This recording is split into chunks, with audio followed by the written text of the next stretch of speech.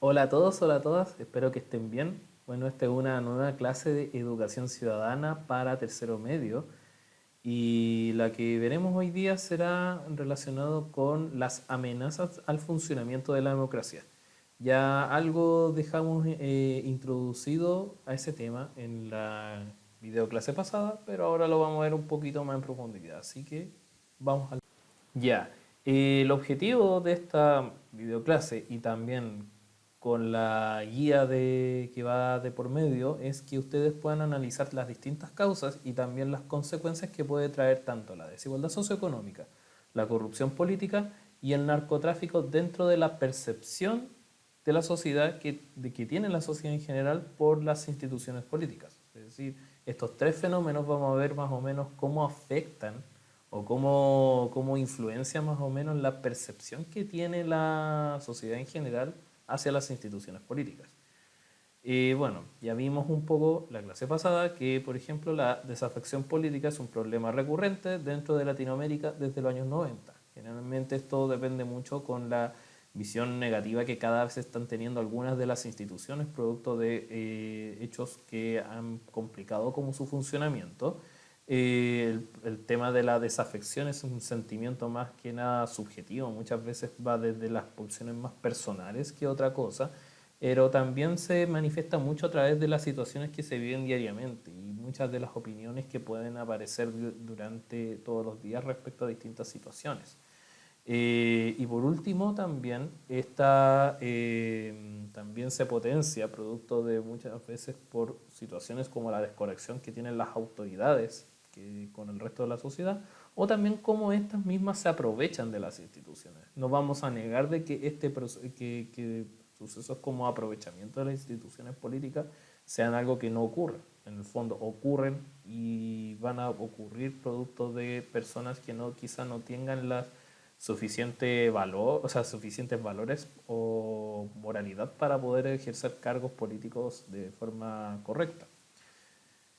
Y por eso, en el fondo, la idea es que podamos ir viendo paso a paso más o menos cómo funciona cada uno de estos, tanto la desigualdad socioeconómica, la corrupción y el efecto del narcotráfico. La desigualdad dentro de una sociedad es algo que sucede constantemente.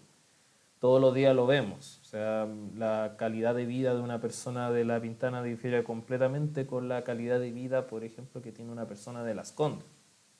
Nosotros somos iguales en ciertos elementos, como por ejemplo el voto. O sea, en el voto todos somos iguales, pero a la hora de participar, o sea, de tener con la misma condición económica, es otra cosa. Pero también esta desigualdad se nota en otras situaciones. Como por ejemplo, ya bueno, en primer caso la desigualdad económica, es decir, que hay personas que tienen mayores ingresos que otras. En segundo lugar, por ejemplo, la desigualdad social o que también existan diferenciaciones sociales, por ejemplo, por el tema de pertenencia a un grupo indígena o a una etnia distinta o a un sector socioeconómico distinto. Generalmente esto se ve mucho, por ejemplo, en el trato que generalmente se les da a los migrantes, por ejemplo, o también a los pueblos indígenas que viven en Chile hoy en día. Eh, o por último también el caso de la desigualdad de género, donde muchas veces vemos que en algunos casos hay una mayor presencia de hombres que de mujeres dentro de distintos cargos, o también que por el mismo trabajo se valore más al hombre que a la mujer, representado esto en mayores ingresos hacia el hombre que hacia la mujer. Hay otros ejemplos, muchos más ejemplos. De hecho, en el libro salen más ejemplos de esto, pero quizá tomé estos como los esenciales como para poder explicar un poco algunos ejemplos de esto que ocurren diariamente y que son más visibles también. Hay otros ejemplos que salen en el libro y también ahí ténganlos en cuenta. Por ejemplo, ¿cómo afecta esto en la desigualdad? Por ejemplo, esto lo vamos a ver mucho en la desigualdad socioeconómica. Generalmente la percepción electoral o la participación, mejor dicho, de las personas dentro de la política, dentro de los asuntos políticos, tiene que ver mucho también con la procedencia de esta persona. De hecho, se han hecho estudios donde este gráfico lo saqué del libro, de todas formas, donde hay personas que provienen de comunas que no están dentro del sector nororiente de la capital Y las personas que vienen de este sector muchas veces son las que más acceden a votar. De hecho, vemos acá en el gráfico que más del 60 a 70% de la población que vota dentro de estos sectores proviene o sea, proviene de sectores más acomodados. A diferencia de las personas que, por ejemplo, son de comunas como, por ejemplo, Maipú, Pudahuel, Estación Central, entre otras, donde la opción de voto es más baja. Solamente tienden a votar entre el 40 y el 50% de las personas. Eso muchas veces se nota con respecto a la propia educación ciudadana que tengan las personas o la valoración que tienen las personas también de la participación electoral. O sea, generalmente tiende a decirse que no suele cambiar mucho la situación producto de que hay personas que detentan el poder y generalmente las que detentan el poder provienen de los sectores más acomodados.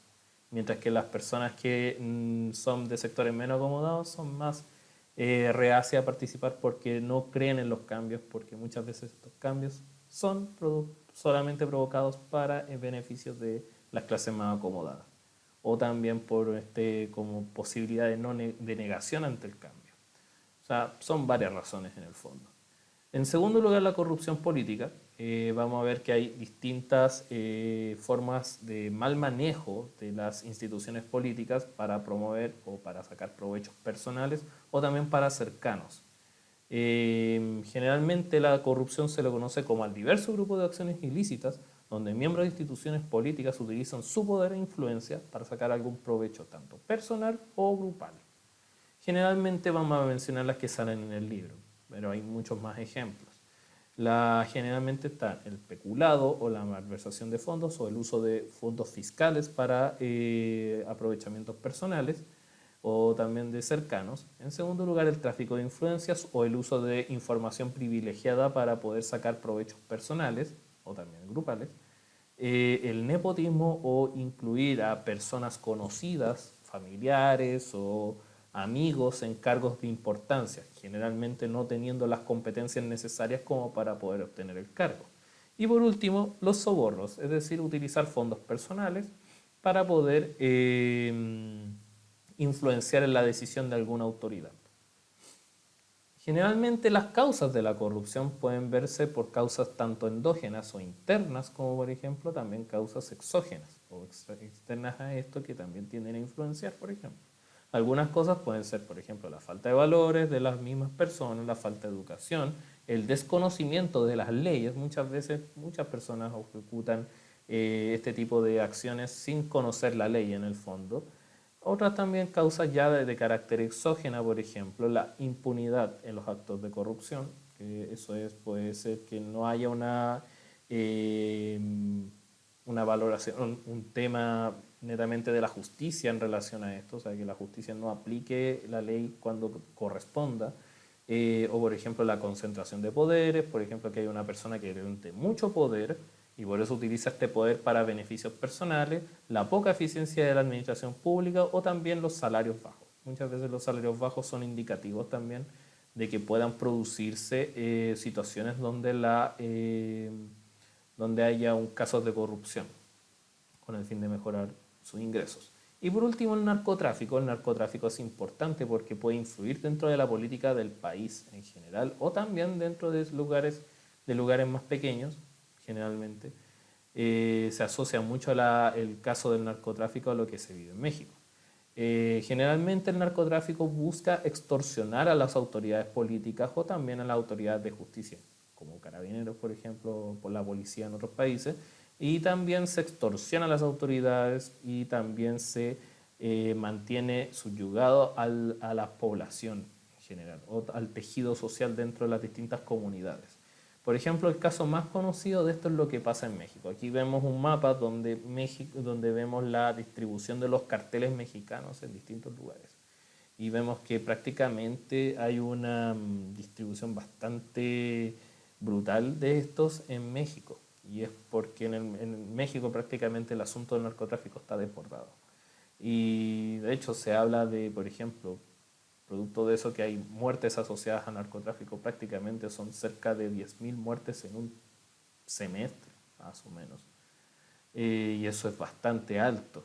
Eso también es uno de los de las consecuencias que tiene el narcotráfico. Por ejemplo, los casos como en Chile, podemos ver, o sea, a nivel general primero también, pero, por ejemplo, muchas veces, como el caso de Pablo Escobar en Colombia, muchas veces los narcotraficantes tejen las redes con la política con el fin de evitar que se creen leyes contra el tráfico o también para evitar la persecución al narcotráfico.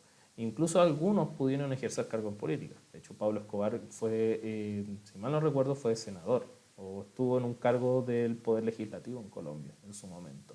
Y también ejerció tanto poder que con eso permitió o evitó mucho la extradición que quería ejercer Estados Unidos.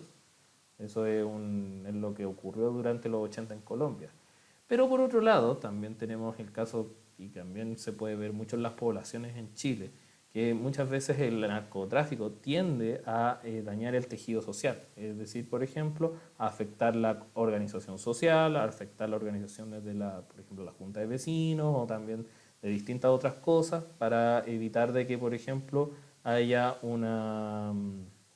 haya una hay un declive del negocio propio de narcotráfico dentro de las poblaciones, así como también extorsionar a los propios vecinos de la comunidad. Es decir, mantenerlos cortitos, evitar que se agrupen en este tipo de situaciones para evitar llamar la atención a los medios o de la policía en general y así mantener tranquilo el negocio. Y también obviamente tener una mano de obra que son los soldados, por ejemplo, o también, o también si mal no recuerdo, por esto un poco el ejemplo del reemplazante acá, también con el tema de los soldados y también con el tema de mantener involucradas ciertas personas para poder sacar provecho de las situaciones. Bueno, con esto concluimos, espero que haya quedado claro, espero que les sirva un poquito para la guía. Cualquier duda o consulta ustedes me la plantean y nosotros estamos en contacto cualquier cosa y que les vaya muy bien, chicos y chicas. Nos vemos.